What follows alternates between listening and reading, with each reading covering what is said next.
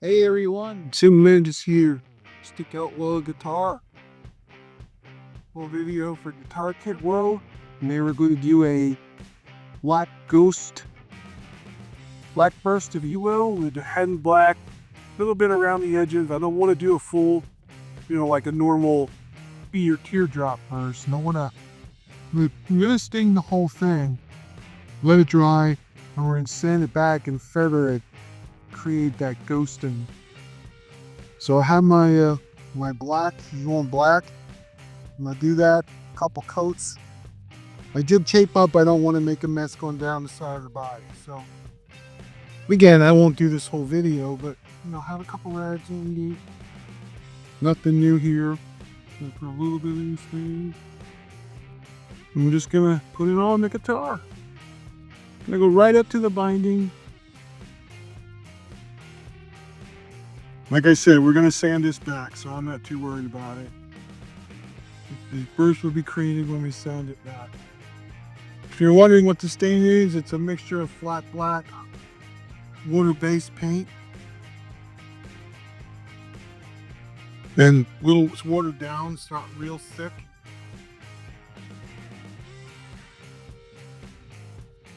So again, like I said, at Rustic Outlaw Guitars, we don't go for a deep high block finish. This guitar is going to be known, well, not to reveal a name yet. Not. Again, no magic here. Put it on. Spread it around. You don't have to. Could probably even paint this on if I really wanted to, and not to get crazy with it. Maybe we'll do 2 coats. Maybe we won't. All the spots. I'm trying to keep the.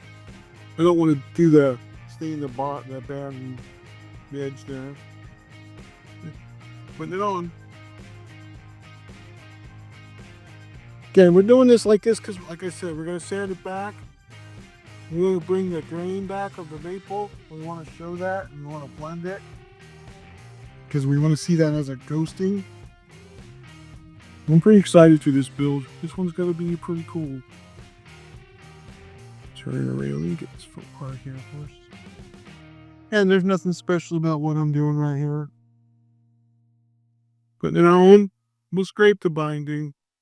So I want to bring some of that back, but we'll age that to make it look like it's been around for a while, but we won't do that treat.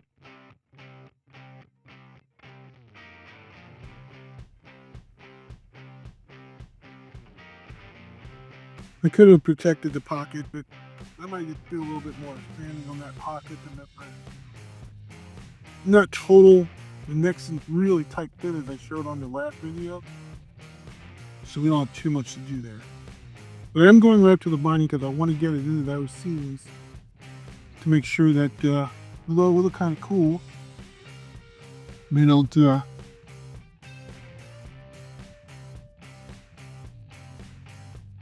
don't want any of that edge of the wood where the binding meets the maple cherry. Well, there it is. It's all done. We got a nice first coat on there. We're gonna let that soak in. A little bit of blue there, which don't bother me too much. Gonna be covered anyway. So here's this. That's it. That's the first coat of black.